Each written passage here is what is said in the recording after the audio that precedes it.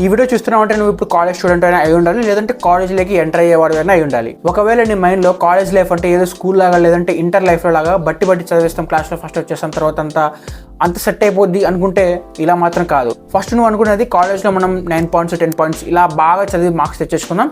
ఇంకా 4th year తర్వాత మనం చేయాల్సిన ఏమి ఉండదు, ఆ మార్క్స్ బట్టి మనకు జాబ్ వచ్చేస్తుంది. ఇంకా దాని తర్వాత అంతా సెట్ అయిపోద్ది అనుకుంటే ఇట్స్ కంప్లీట్లీ ఫేక్ అనమాట. అది ఎప్పటిదో 10 years బ్యాక్ వర్కౌట్ అయ్యేది, బట్ ఇప్పుడు అలా లేదు. ఇప్పుడున్న కండిషన్స్లో నీకు ఎన్ని మార్కులు ఉన్నా సరే, ఈవెన్ నువ్వు 10/10 తెచ్చుకున్నా సరే, అది ఇప్పుడు నిన్ను సేవ్ చేసే కండిషన్లో లేదు. ఎందుకంటే బయట మార్కెట్ కండిషన్స్ అలా ఉన్నాయి. అక్కడ వాళ్ళకి ఎవరికి ఈ డిగ్రీస్ కానీ మార్క్స్ కానీ లేదంటే నీ సర్టిఫికేట్స్ కానీ ఎవరికి వాల్యూ లేదు. వాళ్ళకి కావాల్సిందల్లా జస్ట్ నీకు ఎలాంటి స్కిల్స్ ఉన్నాయి, నువ్వు వాళ్ళకి ఎలా ఉపయోగపడతావు, ఇది మాత్రమే వాళ్ళు ఆలోచిస్తారు. అండ్ అపార్ట్ ఫ్రమ్ కాలేజ్లో వాళ్ళు చెప్పే స్టడీస్, వీటితో పాటు నువ్వు కాలేజ్లో చేయాల్సినవి చాలా ఉంటాయి.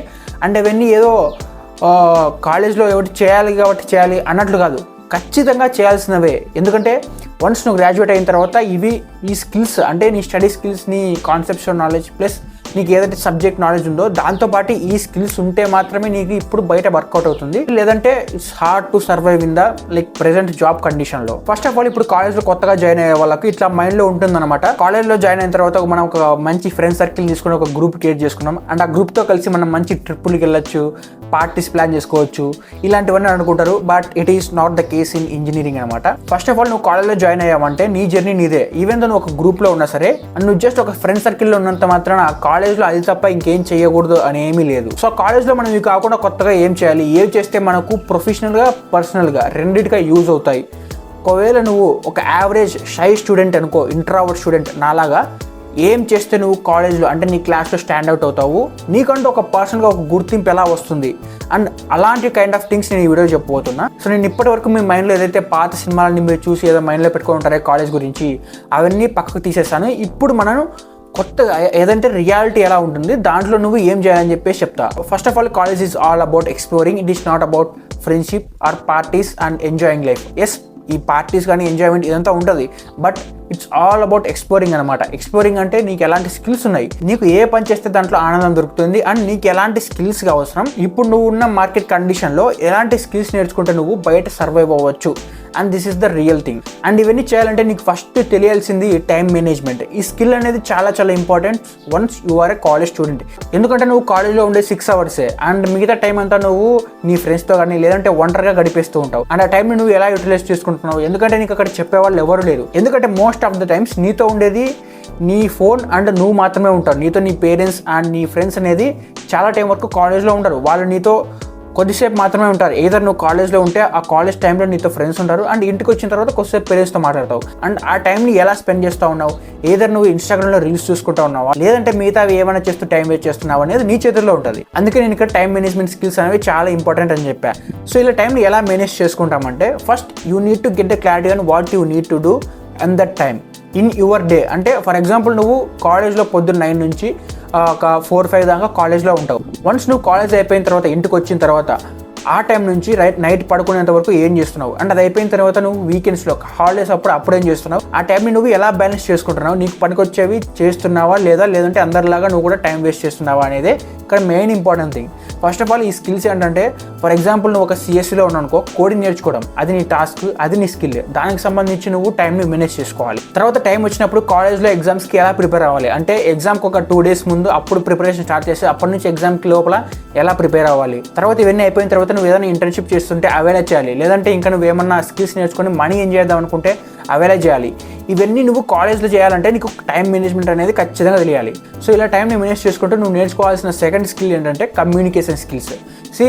నువ్వు నీ కాలేజ్లో టాపర్ అయి ఉండొచ్చు, నీ క్లాస్లో టాపర్ అయి ఉండొచ్చు, బట్ నీకు ఇక్కడ స్కూల్లోనూ లేదంటే ఇంటర్లో ఉన్నంత గుర్తింపు రాదు. ఎందుకంటే ఎవడో నీకు కాలేజ్లో మార్కులు దేకడు. నువ్వు క్లాస్లో ఫస్ట్ వచ్చావా, 10/10 తెచ్చుకున్నావా, ఇవన్నీ ఎవడో చూడు. ఇట్స్ ఆల్ అబౌట్ ఎవడి పనులు వాడుకుంటాయి. ఇక్కడ వాడు ఏం చూస్తాడు తెలుసా, ఈవెన్ నువ్వు ఒక యావరేజ్ స్టూడెంట్ అయినా సరే మీ ఫ్రెండ్స్ కన్నా నువ్వు కంప్లీట్గా ఏదైనా డిఫరెంట్గా చేస్తుంటే, అంటే వాళ్ళు చేసే పని కాకుండా ఎక్స్ట్రాగా నువ్వేమైనా చేస్తుంటే, వాటి ద్వారా నువ్వు ఏదన్నా గెయిన్ చేసుకుంటూ ఉంటే, either it is money earn చేయడం అన్నా, లేదంటే వాటి ద్వారా నువ్వు సపరేట్గా నీ గుర్తింపు తెచ్చుకోవడం కన్నా, వాటి దగ్గర నువ్వు ఒక గ్రూప్లో ఫేమ్ తెచ్చుకోవడం కన్నా, ఇలాంటివి మీ ఫ్రెండ్స్ సర్కిల్లో కన్నా నీకు ఎక్కువ ఉంటే అప్పుడు నీకు కాలేజ్ లైఫ్లో నువ్వు అనుకున్న గుర్తింపు వస్తుంది. అండ్ ఇవన్నీ నువ్వు ఎలా చేస్తావు, నీ దగ్గర మంచి కమ్యూనికేషన్ స్కిల్స్ ఉన్నప్పుడు నువ్వు ఇలాంటి పనులన్నీ చేయొచ్చు.